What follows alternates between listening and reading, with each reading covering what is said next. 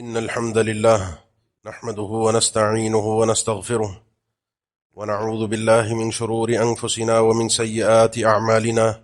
من يهده الله فلا مضل له ومن يضلل فلا هادي له، وأشهد أن لا إله إلا الله وحده لا شريك له، وأشهد أن محمدا عبده ورسوله. يا أيها الذين آمنوا اتقوا الله حق تقاته ولا تموتن إلا وأنتم مسلمون. يا أيها الناس اتقوا ربكم الذي خلقكم من نفس واحدة وخلق منها زوجها وبث منهما رجالا كثيرا ونساء، واتقوا الله الذي تساءلون به والأرحام إن الله كان عليكم رقيبا. يا أيها الذين آمنوا اتقوا الله وقولوا قولا سديدا يصلح لكم أعمالكم ويغفر لكم ذنوبكم، ومن يطع الله ورسوله فقد فاز فوزا عظيما. أما بعد، فإن أصدق الكلام كلام الله، وخير الهدي هدي محمد صلى الله عليه وسلم، وشر الأمور محدثاتها، وكل محدثة بدعة، وكل بدعة ضلالة، وكل ضلالة في النار. أعوذ بالله من الشيطان الرجيم. بسم الله الرحمن الرحيم. الأخلاء يومئذ بعضهم لبعض عدو إلا المتقين. انسان اپنی طبیعت اور مزاج کے اعتبار سے لوگوں کے ساتھ گھل مل کر رہنے والا ہے. اکیلا پن، تنہائی انسان کی طبیعت میں رب العالمین کی طرف سے نہیں رکھی گئی. اسی لیے ہمیں ایک دوسرے کے ساتھ تعلقات میں، معاملات میں تکلیف دینا، اذیت دینا، پریشان کرنا یہ حرام کیا گیا ہے. انسان چونکہ تعلق رکھتا ہے، اٹھتا بیٹھتا ہے، ہر ایک کی اپنی ایک محفل ہے، گیدرنگ ہے، گھر کا ماحول ہے، باہر کی دوستیاں ہیں، رشتہ داریاں ہیں، اسکول، کالج، یونیورسٹی، آگے کاروبار، معاملات، خواتین ہیں تو ان کی اپنی ایک زندگی، سوشل لائف. ان سب چیزوں کے اندر انسان کے کسی نہ کسی کے ساتھ ایسے معاملات اور تعلقات ہوتے ہیں جو انسان کی نفسیات پر، عادات پر، اخلاق پر چیز اثر انداز ہوتی ہے. اللہ کے نبی صلی اللہ علیہ وسلم نے فرمایا کہ یہ جو جلیس صالح اور جلیس سوء، انما مثل الجلیس صالح والجلیس السوء کمثل رجل، ایک اچھے دوست کی، اچھے ساتھی کی، اچھے تعلق والے کی، جس کے ساتھ انسان اٹھتا بیٹھتا ہے، اس کی مثال، اور ایک برے دوست کی، برے تعلقات کی مثال ایسے ہے کہ جیسے ایک آدمی کسی خوشبو والے کے پاس ہو، یا تو وہ اس کو خوشبو لگا دے گا یا خرید لے گا، یا کچھ نہیں تو اس کی دکان پر بیٹھ کر کچھ نہ کچھ اڑتی ہوئی خوشبو تو اس کے جسم پر، کپڑوں پر لگی جائے گی. اور بری دوستی کی مثال وہ ہے کہ کنافخ القیر، جو آدمی اس دور میں جو بھٹی میں کام کرتے ہیں، کوئلہ اور آگ اور لوہا پگھلاتے ہیں، ان کے پاس جا کر بیٹھو گے یا تو تمہارے کپڑے جلیں گے کسی چنگاری سے، اور نہ بھی ہو تو وہاں جو اٹھنے والا دھواں ہے وہ تمہارے جسم میں اور کپڑوں میں ایک عجیب سی اسمیل لے آئے گا کہ تمہارے پاس سے اٹھنے کے بعد بھی وہ اسمیل محسوس ہو. یہ بڑی گہری مثال ہے. یہ صرف ظاہری مثال نہیں ہے کہ آپ کہیں اچھی جگہ گئے تو آپ کے پاس سے خوشبو آ رہی ہے، کہیں بری جگہ نہیں. آپ کسی اچھی جگہ گئے، وہاں سے وہ اچھے اثرات آپ نے لیے تو دنیا کو نظر آئیں گے وہ اثرات. کسی ایسی محفل میں اٹھے بیٹھے، کسی ایسے تعلقات والے کے ساتھ چلنا پھرنا آپ کا ہے تو اس کی نفسیات آپ پر اثر انداز ہوتی ہیں، اور پھر دنیا کو پتہ چلتا ہے کہ آپ کی زبان، آپ کی آنکھیں، آپ کے ہاتھ کس انداز میں چل رہے ہیں، حرکت کر رہے ہیں. یہ تعلقات کے اثرات ہوتے ہیں. صحیح بخاری میں حدیث ہے، اللہ کے نبی صلی اللہ علیہ وسلم کا فرمان، آپ نے فرمایا الا ان القسوۃ وغلظ القلوب فی الفدادین عند اصول ادناب الابل. یہ جو دلوں کی سختی ہے، اور ایسی سختی کہ جس میں انسان کسی کی سنتا نہیں ہے، کوئی نصیحت اثر نہیں کرتی، اپنے مزاج میں، اپنی دھن میں مگن رہتا ہے، سخت دل آدمی، کسی کے برائی اچھائی سے اس کو کوئی غرض نہیں ہے. ہوتے ہیں نا کچھ سخت گیر قسم کے لوگ، سخت مزاج کے لوگ. آپ نے فرمایا فدادین میں، فدادین کے دو معنی ہیں. ایک وہ لوگ جو گایوں کے ساتھ رہتے ہیں، اپنی گائیں پالتے ہیں اور گائے کو جو ہے وہ اس کے ہراساں کرنا، اس کو چرانا، اس کا دودھ دھونا، یا پھر وہ لوگ جو ان جانوروں کے ساتھ رہتے ہیں، اونٹ گائیں وغیرہ کے ساتھ، اور ان کے ساتھ وہ چیخنا چلانا ان کا ہوتا ہے جانوروں کے اوپر. ان جانوروں کے ساتھ رہنے کی وجہ سے، اونٹ کے ساتھ گائیں کے ساتھ، انسان ان کے اثرات کو اپنے اوپر محسوس کرتا ہے طبیعت اور مزاج میں. یہ جانوروں کے ساتھ اٹھنے بیٹھنے کے اثرات ہیں جو انسان کی نفسیات پر حاوی ہوتے ہیں. یہ اللہ کے نبی صلی اللہ علیہ وسلم کا فرمان ہے، صحیح بخاری کی حدیث ہے. اب آپ دیکھیے کہ جس جس چیز کے ساتھ آپ کا تعلق ہے، یہ صرف انسانیت کے ساتھ بات نہیں ہو رہی کہ انسان آپ کا دوست، آپ کا تعلق والا، کیونکہ ہوتے ہیں ہر ایک کے، بلکہ جو چیزیں آپ کے ساتھ ہوتی ہیں، گھر کے اندر رکھی ہوئی چیزیں ہیں، حتیٰ کہ جو سواری ہے. محسوس نہ کیجیے گا صرف آپ کو اور اپنے آپ کو سمجھانے کے لیے اور آپ کی اپنی اور آخرت کے لیے بات کہہ رہا ہوں، مثال صرف سمجھانے کے لیے دے رہا ہوں. بعض اوقات آپ محسوس کریں گے، کیونکہ اللہ کے نبی صلی اللہ علیہ وسلم نے مثال دی بکرے کی، گائے کی، اونٹ کی. ان کے ساتھ رہنے والا، ان کے مزاج، اس کے ذرا نفسیات پہ وہ سختی حاوی ہو جاتی ہے جانوروں کے ساتھ اٹھنے بیٹھنے کی وجہ سے، ان کو پالنے کی وجہ سے. اب کسی کے پاس ایک سواری ایسی ہے جس سواری میں بیٹھ کر اس کا مزاج تبدیل ہو جاتا ہے، اس کی آنکھیں کہیں اور چلی جاتی ہیں، وہ اپنی سواری کے علاوہ دیگر ساری سواریوں کو اپنی سواری سے کمتر اور حقیر سمجھتا ہے کہ بس راستہ ملے تو میری سواری کو ملے، میں نے جلدی جانا ہے، سب سواریاں سائڈ پہ ہو جائیں. اور اندر بیٹھ کر اگر انسان کی طبیعت میں ایسا اس کو اگر اندر سے محسوس ہوتا ہے، صرف سواری کی وجہ سے، صرف اس سواری کے اثرات اس سواری کے اندر بیٹھنے تک محدود نہیں رہتے، اس سواری سے اترنے کے بعد بھی انسان کے چال چلن میں، اٹھنے بیٹھنے میں، بات کرنے کے انداز اور طور طریقوں میں اس سواری کے اندر بیٹھ کر وہ ٹھاٹ باٹ والے انداز محسوس ہوتے ہیں جو نفسیات انسان کے اوپر حاوی ہوئی تھی. ذرا محسوس کیجئے گا. اور مسئلہ کیا ہے؟ مسئلہ ہے میری آخرت کا، مسئلہ ہے میرے اللہ کے ہاں کامیاب ہونے کا، کیونکہ ایک ایک چیز میرے اوپر اثر انداز ہو رہی ہے. تو اس لیے آپ کو کرنا کیا ہے اور مجھے کرنا کیا ہے؟ مجھے اگر اپنی آخرت کی فکر ہے، مجھے اگر اپنے آپ کو آخرت میں کامیاب کروانا ہے، تو اس کے لیے اہم ترین چیز یہ ہے کہ آپ نے جن لوگوں کے ساتھ اٹھ بیٹھ رہے ہیں، وہ میں نے اور آپ نے خود چیک کرنا ہے. یہ میرا اور آپ کا اپنا اختیار ہے.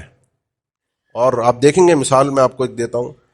کسی محفل میں، اگر کہیں شادی میں آپ جائیں، کسی دعوت میں جائیں، کہیں 50-100 لوگ بیٹھے ہوئے، میں جیسے ہی داخل ہوں گا تو میری نگاہیں ڈھونڈتی ہیں کہ میری طبیعت اور مزاج کا بندہ کون ہے، اور میں ڈھونڈ کے جا کے اس کے برابر میں بیٹھتا ہوں. میں اگر مومن ہوں تو مومن کو ڈھونڈوں گا، میں اگر منافق ہوں تو اپنی جیسے کسی ایسے چہرے کو ڈھونڈوں گا کہ جس کے ساتھ بیٹھوں، تاکہ باتوں میں اور آرا کے تبادلے میں، گفتگو میں جو ایک دوسرے سے ہم بات کر سکیں، اس میں مزہ آئے، کیونکہ دل سے دل کو راہ ہوتی ہے. اس کا مطلب میرا اختیار ہے. جب میرا اختیار ہے تو اللہ کے نبی صلی اللہ علیہ وسلم نے فرمایا، مسند احمد کی حدیث ہے، لا تصاحب الا مؤمنا. کوشش کرنا تمہارا صاحب جو تعلق جو ہے نا، دوستی جس کو کہتے ہیں، ساتھ اٹھنا بیٹھنا جس کو کہتے ہیں، چلنا پھرنا جس کو کہتے ہیں، وہ کون ہو؟ وہ ایک مومن ہو. اسکول، کالج، یونیورسٹی، یہاں سے ہم شروع کرتے ہیں. مثال کے طور پہ دوستیاں بن جاتی ہیں، ہم مزاج لوگ اکٹھے ہو جاتے ہیں. پھر ہوتا کیا ہے؟ مثال کے طور پہ کسی ایسی جگہ پر جانا ہے جہاں بیٹے کو، بیٹی کو ماں باپ نے منع کیا ہے کہ ایسی محفل میں، ایسی جگہ پر، ایسے معاملات میں نہیں جانا ہے. اب بچے کا دل کر رہا ہے کیونکہ سب دوست جا رہے ہیں، اب جائے تو کیسے جائے؟ اب انہی دوستوں میں سے کوئی دوست مشورہ بھی دیتا ہے کہ ماں باپ کو کس طریقے سے بیوقوف بنانا ہے، دھوکہ دینا، جھوٹ بولنا ہے. یہاں سے آغاز ہوا سیکھنے کا کہ جھوٹ بولنا کس طریقے سے. یہ دوستی کا اثر ہے. اس میں انسان نے اپنے ان ماں باپ کو، سچے دوستوں کو دھوکہ دے دیا جس نے بچپن سے اس کی تربیت کی تھی. جب کچھ نہیں آتا تھا، اس کے ہر اچھے اور برے کے فیصلے جب تک کچھ سمجھنے کے قابل نہیں ہوا تھا، ماں باپ کر رہے تھے. اب ماں باپ اسے برے لگنے لگے کیونکہ دوست اچھے ہو گئے. دوست اس کے لیے وہ ماحول مہیا کر رہے ہیں جو اس کو چاہ رہا ہے، وہ آگے بڑھتا جا رہا ہے ایک سے ایک قدم، اور جھوٹ بولنا بھی سکھا دیا. ایک گناہ نہیں ہوئے، ڈبل غلط ٹریک پہ چل گئے. آپ کا کوئی دوست ہے، آپ مشکل میں پھنسے ہوئے ہیں، کوئی کاروباری مسئلہ ہے، کوئی اور گھریلو خاندانی مسئلہ ہے، کوئی خواتین کا مسئلے ہوتے ہیں نا. اب مسئلے میں پھنسے ہوئے ہیں، بیٹی نے ماں سے مشورہ کیا، بہن نے بہن سے کیا، آدمی نے کسی اپنے پارٹنر سے کیا، کسی دوست سے کیا کہ یار یہ پرابلم ہے، کیسے نکلوں. مشورہ ہوتا ہے نا، یہ دوستی کے جس سے آپ کی گہری دوستی ہے. اب آپ اور میں کیا کرتے ہیں؟ مشورے کے لیے اس کو ایسی کوئی، ہم بھی سوچتے ہیں کہ اس کو ایسی کوئی کہانی بنا کر دی جائے، ایسا جھوٹ دیا جائے کہ جس جھوٹ سے یہ اس مشکل سے نکل سکے. حالانکہ سچ ہوتا ہی اس وقت ہے کہ جب آپ کے سامنے 100 آپشن ہو جھوٹ بول کے نکلنے کے، کہ آپ جھوٹ بول کے آرام سے نکل جائیں گے، سچویشن سے باہر آ جائیں گے. لیکن سچ بولنا ہی اسی وقت ہے کہ وہ ایک سچ آپ کو اس سچویشن میں پھنسوائے گا. وہ سچ اگر میں نے بول دیا تو میں یہاں پھنس جاؤں گا لیکن وہاں بچ جاؤں گا اللہ کے یہاں. ایسے دوست تلاش کریں کہ جو آپ کو آپ کے کان میں یہ بتائیں کہ کل قیامت کے دن کامیابی کیسے ہوگی. آج جھوٹ بول دیا یہاں بچ جاؤ گے، کل پھنس جاؤ گے.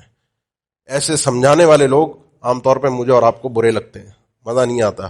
یار اس نے تو مزیدار مشورہ نہیں دیا، یہ تو وہ نہیں چاہ رہا جس طرح میں چاہ رہا ہوں. اس لیے کوشش یہ کریں کہ تلاش کریں، ایسے لوگوں کو ڈھونڈیں، جائیں. موسیٰ علیہ السلام نکلے نا، اللہ تعالیٰ نے ذکر فرمایا کہ موسیٰ علیہ السلام جو تھے وہ آپ پڑھتے ہیں جمعے کے دن سورہ کہف. اب موسیٰ علیہ السلام اپنے ساتھ پہلے ایک دوست کو لے کر نکلے سفر میں، اکیلے نہیں. اکیلا سفر ویسے ہی منع ہے، رات کو اکیلے گھر میں رات بالکل سونا یہ بھی حدیث میں منع ہے. اکیلے سفر پہ جانا بغیر کسی مجبوری کے، انسان کسی نہ کسی کو ساتھ لے کر جائے. کوئی بھی مجبوری، کوئی بھی مسئلہ کھڑا ہو سکتا ہے. اس دور میں جب اکیلے سفر ہوتے تھے. اب آپ کسی کو ساتھ لے جانا چاہتے ہیں، چنیں. موسیٰ علیہ السلام نے اپنے ایک نوجوان ساتھی کو چنا جو کہ اکثر روایت کے مطابق وہ بھی نبی تھے. قال موسیٰ لفتاہ لا ابرح حتی ابلغ مجمع البحرین او امضی حقبا. اب اپنے ساتھی سے بات کرتے رہے. اب دوست ایسا تھا کہ جو باتیں سن رہا ہے اور جس طرح کہا جا رہا ہے ویسے کر بھی رہا، کیونکہ وہ ان سے رتبے میں بڑے ہیں، رسول ہیں. پھر موسیٰ علیہ السلام پہنچے سیدنا خضر کے پاس. اب خضر علیہ السلام سے بھی جب بات کا آغاز کیا، نہیں کہا کہ آپ کے ساتھ چلنا چاہتا ہوں، رہنا سیکھنا. اب یہ تعلق کے لیے انسان کو نکلنا پڑتا ہے، اصل میں کچھ سیکھنا ہے نا، کچھ تلاش کرنا ہے، کچھ اچھے دوست یار چاہیے، کچھ اپنے آپ نکلنا پڑے گا، بدلنا پڑے گا، ماحول کو چینج کرنا پڑے گا. نکلے. پھر کہا هل اتبعک علی ان تعلمنی مما علمت رشدا. آپ کے ساتھ ساتھ چلنے کی اجازت ہے، آپ کے پیچھے پیچھے چلوں گا، سیکھنا چاہتا ہوں، آپ کی دوستی چاہتا ہوں، آپ سے مل کر بیٹھ کر کچھ دیکھ کر سیکھ کر کچھ حاصل کرنا چاہتا ہوں. چلے اور کہیں کچھ نہیں بولا، پورے ادب کے ساتھ چلے، سیکھا سب کچھ. بس 3 چیزیں ایسی تھیں جو ان کی شریعت کے حساب سے، جو اللہ نے ان کو دین دیا تھا، اللہ کی طرف سے آرڈر تھے، ان 3 چیزوں کو وہ سمجھ نہ پائے. اس پہ اعتراض بھی کیا اور یہ حق بھی تھا ان کا، کیونکہ نبی اور رسول کسی غلط چیز کو دیکھ کر خاموش رہ جائے یہ اللہ کی طرف سے عطا کردہ وحی کی روشنی میں درست نہیں ہے. اعتراض بھی کیا 2 مرتبہ، تیسری مرتبہ وضاحت آ گئی اور آپ وہ سارا واقعہ جانتے ہیں. تو یہ آپ کا تلاش کرنا، آپ کا نکلنا، ڈھونڈنا. اور یقین جانیے سب سے بہترین تعلق اور دوستی اگر کوئی ہوتی ہے، تو آپ میں سے بہت سے ایسے لوگ ہیں جو مسجد کے نمازی ہیں، تو آپ کی مسجد کے تعلقات بڑے مضبوط ہوتے ہیں.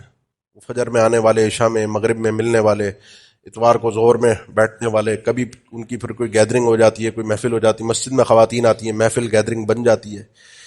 وہ اللہ کے لیے ہوں، وہ اللہ کے دین کے سیکھنے کے لیے ہوں. ان نیک جگہوں پہ بیٹھ کر وہ آدمی آپ کو کوئی نیکی کی بات ہی بتائے گا. نیک لوگوں کے صحبت کے بڑے اثرات ہوتے ہیں. الذین اذا ذکر اللہ، اولیاء اللہ کی تعریف یہ کی گئی ہے. اللہ کے نبی صلی اللہ علیہ وسلم نے فرمایا اللہ کا ولی ہوتا ہے جس کو دیکھنے سے ہی اللہ یاد آ جاتا ہے.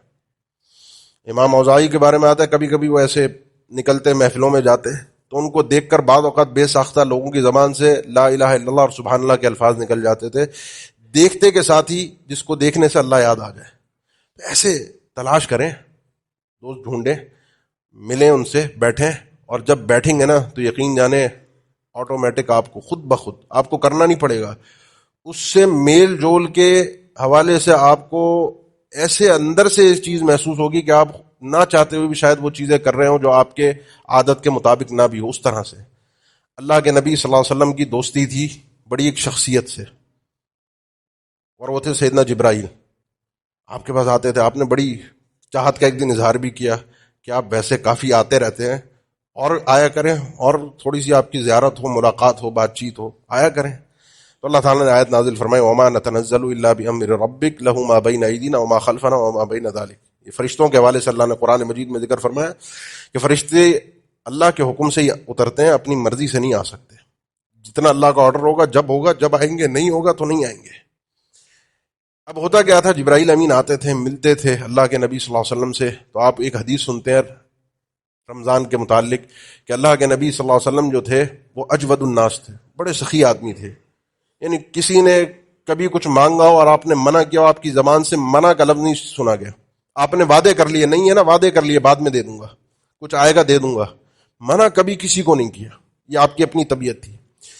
آگے الفاظ آپ سنتے ہیں، وَكَانَ أَجْوَدَ مَا يَكُونُ فِي رَمَضَانَ حِينَ يَلْقَاهُ جِبْرَائِيل، جب جبرائیل امین سے رمضان میں آپ کی خاص ملاقات ہوتی، قرآن کے دراسہ ہوتا، پڑھتے پڑھاتے سنتے سناتے قرآن رات میں، اس ملاقات کے اثرات، حدیث میں الفاظ حین یلقاہ جبرائیل، جب جبرائیل امین آپ سے ملتے تو اس ملاقات کے اثرات یہ ہوتے تھے کہ آپ کی سخاوت مزید بڑھ جاتی تھی، آپ مزید خرچ کرتے تھے رمضان میں۔ جو آپ سنتے ریح المرسلہ، جیسے کوئی آندھی آئی ہو اور سب چیز اڑا کے لے گئی ہو، ایسے اللہ کے نبی صلی اللہ علیہ وسلم سب کچھ ختم کر دیتے۔ جبرائیل امین سے ملاقات کے اثرات تھے، اور وہ اللہ سے وحی لے کر آتے تھے۔ یہ نیک صحبت کے، نیک تعلقات کے ایک عجیب اثرات انسان کی نفسیات پر آتے ہیں۔ اس لیے ایسے لوگ تلاش کریں، ایسے لوگ ڈھونڈیں کہ جو آپ کا ساتھ دے سکے، آپ کو نیکی کی راہ دکھا سکے۔ باتیں تو بہت کی جا سکتی ہیں، میں اب آخر میں 3 باتیں کر رہا ہوں، یہ بڑی قابل غور باتیں ہیں۔ دیکھیں، میری اور آپ کی زندگی میں مفاد پرست لوگ، میں اگر کسی منصب پہ ہوں، میرے پاس دولت ہے، میرا کوئی مقام ہے، میری کوئی شہرت ہے، کوئی بھی ہے، جمگھٹا لگا ہوا ہوتا ہے، لوگ آگے پیچھے گھوم رہے ہوتے ہیں، کوئی سیلفی لینے والا، کوئی کسی طرح، کوئی کسی طرح، کوئی مجھ سے فائدے۔ جیسے ہی منصب ختم، پیسہ ختم، شہرت ختم، تو یہ سارے آگے پیچھے ہو جاتے ہیں، کوئی آپ کو نظر نہیں آتا۔ کام کہاں سے شروع ہوتا ہے؟ یہ تو زندگی عارضی ہے، اینڈ تو ہونا ہی ہے۔ اینڈ کے حساب میں نا 3 باتیں میں آپ کے سامنے ذکر کر رہا ہوں کہ آپ کو کہاں کہاں فائدہ دے گی۔ صحیح بخاری مسلم کی حدیث ہے، اللہ کے نبی صلی اللہ علیہ وسلم نے فرمایا کہ اللہ تعالیٰ کی طرف سے کچھ فرشتے اس کام کے لیے مقرر ہیں، ہر کام کے لیے اللہ نے فرشتے مقرر کیے ہوئے ہیں۔ کچھ فرشتوں کی ڈیوٹیاں یہ ہیں کہ وہ زمین پر پھرتے ہیں، گھومتے ہیں۔ ان کا زمین پہ گھومنا پھرنا اس لیے ہوتا ہے کہ وہ تلاش کرتے ہیں کہاں پہ اللہ کو یاد کرنے والے اہل ذکر، کہیں دین کی بات کرنے والے لوگ ہوں۔ پوری دنیا میں چکا لگا رہے ہوتے ہیں، ڈھونڈ رہے ہوتے ہیں۔ پھر کسی کو اگر نظر آ جائے کسی فرشتے کو، تو دوسروں کو بلاتے ہیں، آؤ جو تمہارے کام کی جگہ تھی، ہلمو ادھر آ جاؤ، یہاں بیٹھتے ہیں، ہمارا جس کام کے لیے اللہ نے ہمیں بھیجا تھا وہ جگہ مل گئی۔ پھر اس محفل کو فرشتے اپنے پروں سے زمین سے لے کر آسمان تک ڈھانپتے ہیں۔ اور جو صحیح مسلم کی حدیث ہے کہ ان کے اوپر اللہ کی طرف سے سکینت، رحمت، اللہ ان کا ذکر کرتا ہے، وہ الگ ہے۔ یہاں تو فرشتے آ کے اس کو ڈھانپ لیا۔ اب یہاں سے فرشتے اہل ذکر کی محفل ختم ہوئی، اللہ کے پاس جاتے ہیں، سوال و جواب ہوتا ہے، ڈیوٹی ختم ہوئی ہے، کہاں گئے تھے، کیا تھا؟ اللہ اس محفل میں گئے تھے، یہاں لوگ تھے، تیرے لیے بیٹھے تھے، تجھے یاد کر رہے تھے۔ اللہ فرماتا ہے تو جب یہ میرے لیے بیٹھے تو شاہد ہو، گواہ بن جاؤ کہ میں نے ان سب کو معاف کر دیا، بخش دیا۔ فرشتے بتاتے ہیں فیہم فلان عبد خطاء، ان میں ایک آدمی ایسا ہے جو گناہ گار بھی ہے، اور وہ اس محفل میں آیا نہیں تھا، وہ وہاں سے گزر رہا تھا، فجلس معہم، گزرتے گزرتے ویسے ہی آ کے کہیں کنارے ونارے میں بیٹھ گیا۔ یہ محفل ہے، یہ محفل کے اثرات دیکھیں۔ اس کی نہ نیت تھی نہ کچھ تھا بھی گناہ گار، آ کر بیٹھ گیا۔ حدیث کے الفاظ ہیں، اللہ تعالیٰ کی طرف سے فرشتوں کو جواب ہے، اللہ کے نبی صلی اللہ علیہ وسلم نے فرمایا، بخاری مسلم کی حدیث ہے، وَلَهُ غَفَرْتُ، اس کو بھی میں خصوصی معاف کر رہا ہوں، یہ جو ایسے ہی آ کے بیٹھ گیا تھا اس محفل میں، ایسے ہی۔ کیوں؟ ہم القوم لا یشقی بہم جلیسہم، یہ لوگ ایسے ہیں کہ ان کے ساتھ بیٹھنے والا کبھی نامراد نہیں ہوتا۔ اس محفل میں کوئی آ کر اگر بیٹھ جائے، ان محفلوں کو تلاش کر لے، تو وہ بخشا جاتا ہے۔ میری اور آپ کی اصل میں سارا یہ جو دنیا کی تقودو کابش ہے نا، یقین کریں ایک فل سٹاپ کے بعد سب ختم ہو جائے گا، اللہ کے سامنے پیشی ہے، جو کچھ کیا ہے اس کے لیے کوشش کریں، وہ مغفرت کی راہیں ہیں، کہاں سے میرے لیے معافی ہو، کہاں سے میں بہتر ہو سکوں، کہاں سے مجھے نیکی حاصل ہو سکے۔ وہ 100 آدمیوں کا جو قاتل تھا، جو پوری سینچری کی تھی، بخاری مسلم کی حدیث ہے، تو اس کو جب بتایا گیا کہ اگر سدھرنا ہے، پلٹنا ہے، بہتری لانی ہے، تو اس علاقے میں جاؤ جہاں نیک لوگ رہتے ہیں۔ اگر آپ نے اور میں نے اپنے آپ کو بدلنا ہے، کچھ چینج نہیں آ رہا، میں بدل نہیں پا رہا، میں آگے رمضان ہے، کچھ نہیں سیٹنگ بن پا رہی، تو محفل بدلیے، دوست بدلیے، اپنے آپ کی تھوڑی سی قربانی دیجیے، جن کے ساتھ ہنسی مذاق، جن کے ساتھ چائے کے ہوٹل پہ بیٹھنا، جن کے ساتھ آپ کا گزر بسر، جو آپ کو جھوٹ سکھا رہے ہیں، جو آپ کو دغا بازی سکھا رہے ہیں، جو آپ کو فراڈ کرنا سکھا رہے ہیں، جو خاندانی معاملات میں پالیٹکس سکھا رہے ہیں، ایکس وائی زیڈ پتہ نہیں کیا کچھ ہے، اگر ایسے کوئی نظر آتا ہے اس طرح کا سردرد، کوئی پیچھے ہو جائے اس سے، محفل چینج کریں۔ کیوں؟ کیونکہ مجھے اپنے آپ کو بخشوانا ہے۔ ایسی محفلیں ڈھونڈیں جہاں بخشش کی راہیں ہوتی ہیں۔ دوسرا، امام ابو زرع الرازی، یہ وہ امام ہے، آپ صحیح مسلم کا نام سنتے ہیں نا، کتاب صحیح مسلم، صحیح بخاری، صحیح مسلم، یہ کتاب وہ ہے جس کو امام مسلم نے لکھ کر اپنے استاد امام ابو زرع کو دی تھی، الرازی رحمہ اللہ، کہ اس کو چیک کریں، اس کی احادیث کو انہوں نے چیک کر کے کچھ احادیث کو بتایا بھی کہ ان حدیثوں پہ اعتراض بن سکتا ہے یا جو بھی بہرحال وہ ایک الگ بتانے کا مقصد یہ کہ یہ امام العلم یعنی عام محدث بھی نہیں تھے، بڑے آخری درجے کے محدثین جو 10-12 نام آتے ہیں بڑے بڑے نام، ان ناموں میں ایک نام تھا ابو زرع رازی کا۔ امام ذہبی نے ذکر کیا سیر اعلام النبلاء میں پوری سند کے ساتھ کہ ان کی جب وفات کا وقت قریب آیا، اب وہ جو آپ کی میری دوستیاں ہوتی ہیں نا وہی لوگ کھڑے ہوتے ہیں۔ آپ کا کوئی دوست ہے فنکار، کوئی دوست ہے شرابی، کوئی دوست ہے بدکار، کوئی دوست ہے فراڈیا حرام کھانے والا، کوئی کسی کا کوئی خواتین ہے، کوئی لڑکے ہیں، کس طرح کے دوست ہیں آپ دیکھیے۔ اب آپ کے آخری وقت میں بڑا ٹینشن کا 4-6 مہینے پہلے یہاں جمعہ دیا تھا کہ آخری وقت کی سچویشن کیا ہوتی ہے، بڑی کٹھن ہوتی ہے۔ اس وقت تو انسان کو بس چاہیے ہوتا ہے کہ کوئی آ کر کوئی بچا جائے، کوئی کچھ کر جائے، کہیں سے کوئی کانوں میں اچھی بات پڑ جائے۔ اب 3 ان کے دوست قریب بیٹھے ہوئے تھے ابو زرع رازی کے، ایک تھے ان کے اپنے دوست ابو حاتم رازی، وہ بھی محدث تھے، ایک ابن وارا تھے، ایک منذر ابن شاہزان تھے۔ اب یہ ٹینشن میں یوں بیٹھے ہوئے تھے کہ آخری نزاع کا وقت ہے، یہ ہمارے دوست ہیں اور بڑے امام ہیں۔ شرم بھی آ رہی تھی لیکن حدیث تلقین جو تھی کہ جو شخص دنیا سے رخصت ہو رہا ہو اس کو لا الہ الا اللہ کی تلقین کرو، پڑھا دو، کسی طرح اس کی زبان پر آ جائے۔ اچھا، حدیثوں کو اس سے سب سے زیادہ جاننے والے ان شخصیات میں یہی آدمی تھے۔ شرم بھی آ رہی ہے کیسے ان کو کہیں اور کس طریقے سے کہیں۔ انہوں نے کہا ایک کام کرتے ہیں، وہ جو حدیث جو ہے نا، جو حدیث ہے لا الہ الا اللہ پڑھنے کی، من کان آخر کلامی، جس شخص کا آخری کلام آخری گفتگو لا الہ الا اللہ ہوگا جنت میں جائے گا، اس حدیث کو پڑھتے ہیں۔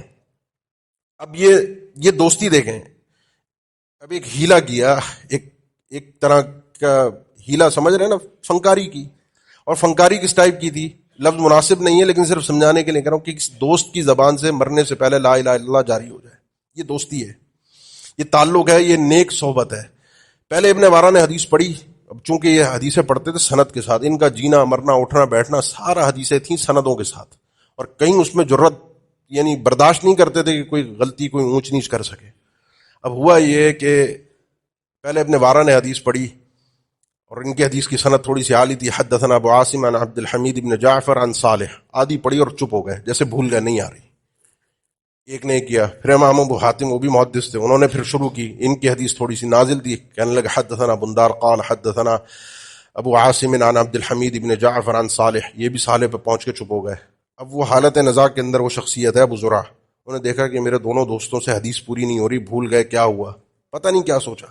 اب اپنی زبان سے سند کے ساتھ پوری حدیث شروع کی، حالت نزاع میں پوری سند کے ساتھ سنانا شروع کی، اس کنڈیشن کے اندر کہ یہ حدیث رہ نہ جائے۔ حدثنا بندار قال حدثنا ابو عاصم عن عبد الحمید بن جعفر عن صالح عن كثير بن مرہ عن معاذ بن جبل عن قال رسول اللہ صلی اللہ علیہ وسلم من كان آخر کلامہ لا الہ الا اللہ دخل الجنہ۔ یہ حدیث پڑھی، امام ذہبی لکھتے ہیں حدیث پڑھتے کے ساتھ ہی ادھر اس شخص کی روح قبض ہوئی تھی۔ حدیث بھی پڑھی اور لا الہ الا اللہ زبان سے جاری بھی ہوا، پوری سند کے ساتھ حدیث سنائی کہ جس شخص کا زندگی میں دنیا سے جاتے ہوئے آخری کلام آخری گفتگو زبان سے آخری کلمہ لا الہ الا اللہ ہوگا وہ جنت میں داخل ہوگا۔ اپنے دوست کو کسی طریقے سے انہوں نے حدیث پڑھوائی۔ ہیں آپ کے ارد گرد دوست، تعلق والے، رشتہ دار اس طرح کے جو یہ چاہیں یہ کر سکیں، اس طرح سے کوشش مر مٹ سکیں کہ کسی طرح میرے اس بھائی کا، اس دوست کا، والد کا، بیٹے کا، بہن کا، ماں کا، کسی بھی تعلق والے کا، رشتہ دار کا وفات سے پہلے کسی طرح اس کی مغفرت کے لیے کچھ کوشش کر سکوں، یا کوشش یہ ہوتی ہے کسی طرح کچھ جائیداد کے حساب کتاب طے ہو جائیں، سائن مائن ہو جائیں، کچھ آگے پیچھے پہلے تعلقات مسائل دنیا کے حل ہو جائیں۔ میرے ذہن میں بھی فکر ہے، میرے قریب لوگوں کی بھی یہی فکر ہے کہ جو کمایا اس کو کس طریقے سے تقسیم کریں، کس طرح سے سیٹ کریں۔ یہ آخرت کی فکر، آخرت کی کامیابی تو ہے ہی نہیں ذہنوں کے اندر۔ اور پھر یہاں سے جب ہم نکلیں گے، وہاں پہنچیں گے کل قیامت کے دن، یقین جانیے قرآن کا تذکرہ آپ سنتے ہیں، یوم یفر المرء من اخیہ وامہ وابیہ وصاحبتہ وبنیہ۔ سورہ حاقہ میں تو اللہ نے فرمایا یبصرونہم، ہم میں سے ہر شخص ایک دوسرے سے کل قیامت کے دن ملے گا، دکھایا جائے گا۔ جن کو ہم جانتے ہیں، ایسا نہیں ہے کہ وہ اربوں خربوں انسان ہوں گے، پتہ نہیں کون کہاں ہوگا، کون کسی کو نظر آئے گا، سب ایک دوسرے کو ہم نظر آئیں گے، ملیں گے، اللہ دکھوائے گا، اور دیکھ کے ہم ایک دوسرے سے بھاگیں گے۔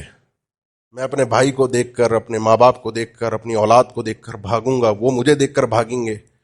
مسئلہ خطرناک ہوگا، کوئی کسی کے کام آنے کے لیے تیار نہیں ہے، سب کو اپنی پڑی ہے کہ سب ومن فی الارض جمیعا ثم ینجی، اللہ ساری انسانیت کو جہنم میں جھونک مجھے جنت میں بھیج دے۔ یہ انسانیت کی وہ کیفیت ہوگی جو اللہ نے قرآن میں خود ذکر کی ہے۔ اس موقع پر اللہ تعالیٰ نے ذکر فرمایا جب ساری انسانیت جو دشمن بنی ہوگی نا، الاخلاء یومئذ بعضهم لبعض عدو الا المتقین، یہ ساری دوستیاں، یاریاں، تعلقات ایک دوسرے کے دشمن ہوں گے سوائے ان لوگوں کے جو اہل تقوی ہیں، جن کی دوستیاں اللہ کے دین کی خاطر تھیں، وہ وہاں کل قیامت کے دن بھی دشمن نہیں ہوں گے، ایک دوسرے کے لیے ساتھ میں ہوں گے، بلکہ وہ منابر اعلی منابر من نور، جن لوگوں نے اللہ کے لیے ایک دوسرے سے دوستی، کوئی دنیا کا مفاد نہیں تھا، ان کو اس نور کے ممبر بٹھایا جائے گا جن کو دیکھ کر انبیاء بھی واہ واہ کر اٹھیں گے، بڑے بڑے نیک لوگ بھی کہیں گے کیا خوبصورت ان کو مقام ملا ہے۔ وجبت محبت للمتزاورین فیہ، جو میری خاطر ایک دوسرے کی زیارت کرتے ہیں، اللہ تعالیٰ نے فرمایا ان کے لیے میری محبت لازمی ہے، مل چکی ان کو، جو میرے لیے ایک دوسرے کے ساتھ اٹھتے بیٹھتے ہیں۔ اپنی اصلاح بھی کیجئے، اپنی کامیابی کی کوشش بھی کیجئے۔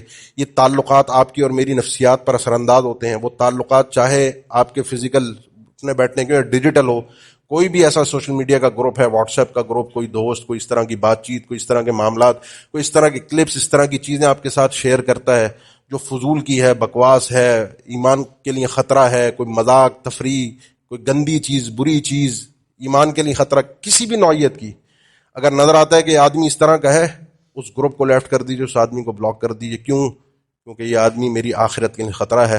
اقول قولی ھذا واستغفر اللہ لی ولکم وآخر دعوانا الحمد للہ رب العالمین۔